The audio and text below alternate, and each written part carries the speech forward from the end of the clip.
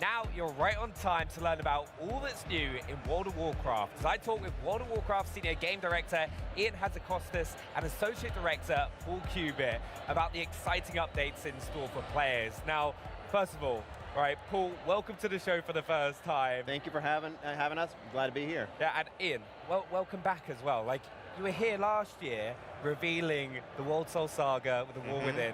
Welcome back. Which we had a lot of fun with. It's a pleasure to be back. Yeah, I can't believe I've seen your booth. I'm going to say it. I think you probably got one of the best booths at Gamescom. I was walking around earlier. Yeah, Blizzard was, blown away by it. Good. I'm biased, but you're not wrong. Yeah, it's super cool. Yeah, it's really, really cool, especially some of the updates, which we're going to be talking throughout this segment about. But you kicked things off last night with Opening Night Live and that cinematic. Could you kind of explain for people that need to know about what that kind of showed, what's happened up to that moment? Sure, I guess a little bit of a story so far for the World Soul Saga. So yeah, the gist of the story of War Within. So heroes around Azeroth began hearing these voices, seeing visions, these like dark omens, messages from the World Soul herself about darkness coming. That led to a surprise attack on the city of Dalaran, the destruction of our beloved city of Dalaran, and the nature of the threat facing us being revealed, this powerful entity known as Xal'atath. So over the course of the World Soul Saga, over the course of the War Within, we've been trying to kind of keep up with her. She's been one step ahead of us along the way. At the culmination of the War Within, as we just discovered, she kind of ascended to a new tier of power and is finally poised to really unleash the power of the Void upon Azeroth. Yep, and that leads us directly into what we saw in the trailer yesterday, which is Xal'atath and her devouring host at the gates of the Sunwell, ready to threaten everything that's dear to us, and our beloved elves, Lorthamar, Liadrin, and the rest of them all mounting a defense along with an intercession from the Sunwell itself. Super exciting stuff. That is the beginning of the expansion, which you saw in the trailer there, and that leads directly into the story. Yeah, I still can't get over last year with the War Within, with the VR experience for the destruction of Dalaran. But that was one of my favorite cities in the old expansions. But we're also returning to some areas that players are going to really know. Can you tell us a little bit about them? Yeah, if Dalaran was one of your favorite cities, it was one of mine too. Wait till you see Silvermoon V2 in Midnight. So we are going to be returning to, among other areas, the old Blood Elven lands, first introduced in Burning Crusade, fully reimagined and expanded now. It's Eversong Woods, the Ghostlands, and of course, Silvermoon City. Still, a Horde city at heart with some Horde-only districts, but under these pressing circumstances, they have opened their gates to the Alliance to mount this final stand against Xal'atath's forces. Yep, and that's just the first of the zones that we have. After that, you'll head into Zullean, City of the Trolls, the Amani Trolls. We first saw Zullean back in Burning Crusade era as in the form of a raid, but it's been expanded into this enormous zone now. Everything in that zone is big. It's sort of like a primordial Pacific Northwest. So everything's a little wet. The last I played, I think it was last cool November when we killed the Queen. Home of the Heronir. I haven't played anything since during the then. War Within. They're a race who are sort of this enigmatic elf-like I need to see race. when is this releasing, because we're going to learn a lot more. I was just saying earlier, I don't have a lot of my not schedule all of for them are as November, welcoming December. as It might be a good time for me to get back into World of Orwena and her Warcraft. crew in the War Within. Sub up for like and 3 lastly, we're going months to go and into just the go through Voidstorm. all of the This is storyline. basically Xal'atath's space of operations, where she is mounting her attack against Azeroth. We find our way into the Voidstorm and take the fight to her and the Devouring Host. Super exciting, a bunch of beautiful zones.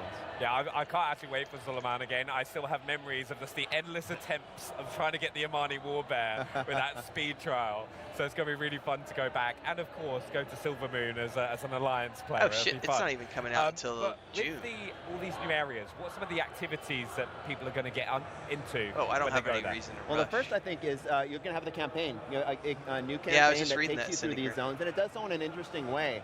You'll start by going into the city of Silvermoon and then into Eversong Woods. But after that, players are presented with a choice. Do they want to go to those two of those other zones I mentioned, go straight to Zullean and learn a little bit more about the Amani Trolls, what's going on there? Do they want to go into Herondar and learn about the Heronir? Or do they want to go on a third chapter of the campaign, which is actually a little bit different? It is not tied to any particular zone, but it takes you to some of the older places in the world, places like Light's Hope Chapel, places like Stratholme, a couple other interesting places as well. And in that quest line, you'll be working alongside Eretor, son of Turalian and Ilaria, and helping him sort of interrogate his relationship with the light. Really interesting chapter. After you complete those 3 chapters, those 2 zones in the Eretor chapter, then you move into Voidstorm. This is all like, in the interest of giving players a choice of which which storyline is most interesting to them. And it's all done in a way which also leads you through a couple different delves. You'll play through a couple delves as part of the campaign, and a couple dungeons as well. And culminating with the campaign leading you directly into a couple of our raids. And those are some really interesting dungeons and raids we have put together. Yeah, exactly. I mean, as of course, alongside the zones, full complement of our bread and butter features for group gameplay. Delves, I don't give a shit about the group and gameplay. You'll note that Paul said raids, plural.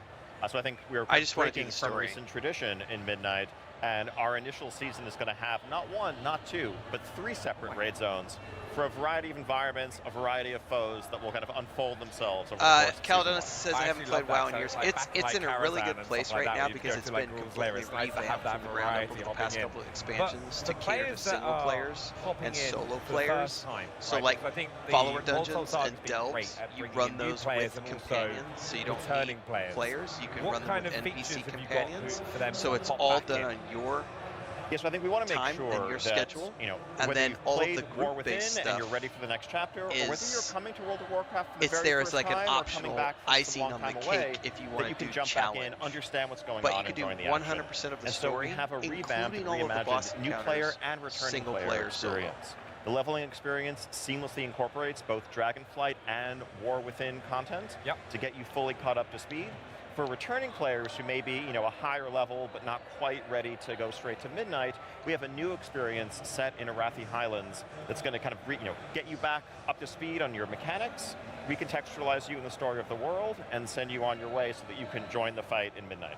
Yeah, we've also added a catch-up quest line for the War Within. So, sort of going into Midnight, if you never played the War Within, or if it's just been a little while and you want a refresher, you can play through all the major beats of that story in one quest line. It should not take the couple dozen hours that it would normally take to play through all 6 zones that make up that quest line. But it'll be a couple quick hours to go through all the big cinematics, all the major beats. And by the time you're done, you should know everything that happened from the beginning of the Isle of Dorn to the end of Ghosts of Koresh, and be fully up to speed to hop right into Midnight. Yeah, no, that's amazing as well, because it's a bit more like welcoming as well to kind of like drag one of your friends to hop in and play with you and explore which I'm excited about. But there is one feature, and it kind of goes back to your booth as well, right, that has been requested for so long, and we've got to touch on it. I was watching it as well, you created a clash earlier. Player housing. Can you let us know what we're going to experience with that? Absolutely, yeah. We are super excited for people to start stepping into housing. Housing has been a feature which has been in development internally for a long time. We've been sharing little details as we've been developing it over the last year or so. Here at Gamescom, people are finally able to hop in and start, playing with the decor, playing with those systems for the first time. What housing is you can have your own little corner of Azeroth. If you play both Horde and Alliance, you can have a Horde home and an Alliance home, and start decorating those spaces with decor that you'll start with the generous, creative decor that the system sort of just gives you, but then you go explore the world. You might find vendors who sell some interesting tchotchkes here and there. You might work with other crafters on your server who can make some interesting furniture for you. See what my schedule's like if I don't have anything else going on in December, November, December, I might sub up for like 30 days and just go hop on my moon druid and just do everything I haven't done since I killed the queen. We kind of threw out the entire rule book here, including gravity. If you want a table that floats in midair, you want a table that's upside down, there's been a lot of the seasonal content that's been added since then, and additional chapters in the story that I haven't played. To make their houses the full expression of their personality. And it's not just a single house that is your own. You're also going to be part of a neighborhood community. So you wanted to make sure when designing this feature that it didn't feel solitary if you didn't want it to be. That you were kind of connected. There's reasons for others to come into your home, for you to go into theirs, and for you to feel like part of a group. I don't have anything on the December schedule for people that have been playing for a long time, and it might one be of a the good first time things I wanted to know when I heard about player housing coming in. You're playing since the Burning Crusade. Am I going to have some extra cool bits to add into my house for that? You should, yeah. If you've been playing for decades, as it sounds like you have, then yeah, there's plenty of achievements that you would automatically have completed that would grant you decor. If you've advanced your professions, you may have access to build some of those things that would take other people, a little bit more time to get those professions to the point where they can build that particular piece of decor. So yeah, we want to make sure that people who've been playing for a while are rewarded for that play. Of course, this also comes along with that we don't want to have any of that be exclusive. So if you are just coming into World of Warcraft for the first time in Midnight, none of those should be opportunities that were only accessible to you in 2008 and they're gone. Anybody can go back and get that stuff whenever you like. Yeah, I can already tell, like Sam from our team will be hanging a warglaive up above his door, like, without a doubt. But one of the big things as well, right? People aren't going to have to wait for the launch of Midnight to get their hands on player housing, are they? No, they are not. Player housing will actually be coming before Midnight in our final War Within patch, 11.2.7, coming later this year. So anyone who owns Midnight at that point can claim their first house, begin decorating it, and all players, even if you don't yet own Midnight, can start building their collection of decor, though you will need the expansion to actually have a house to put it in.